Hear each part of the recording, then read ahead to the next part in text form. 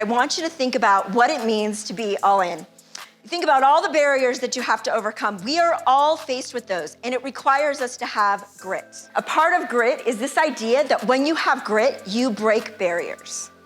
So it was the Women Tech Awards on Thursday, and this is a picture of all of these women who I would say have had grit at every stage of their career despite significant challenges that they were faced with. And the thing that I know about grit is that it requires you to dig really deep. Requires you to, when faced with what are almost Herculean barriers that you might not be able to overcome, that you step into them, you navigate them, and you commit all in. And I can promise you that every one of these women who have had to break the glass ceiling in the world of STEM has done that in their life, and they have faced significant barriers along the way. I also believe that if you have grit, you can truly change the future. When I think about it, opportunities come in all different shapes and sizes. And if you want to go and do something, you have to be willing to both grant and take advantage of opportunities that come your way.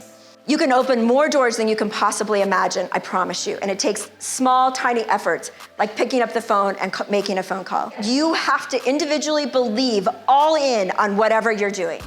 Whatever the thing is you want to accomplish, if you are not confident that you can do it, even though sometimes we second guess ourselves, you will never get to the outcome that you want. If you're going to commit to things, the most important thing we can do is surround ourselves with amazing team players and people who will stand by our side and make a difference and allow us to be successful. How are you showing up? How are you being the ally for the people around you, opening doors, creating opportunity, and making sure that they have the best shot at success?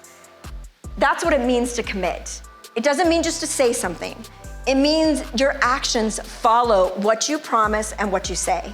We change the world around us because of how we embrace what's possible. What are you committed to? What are you willing to do? What space do you want to step into? The other question you have to ask is, how far are you willing to go? We have ideas, and are we willing to take them all of the way into action and make a difference?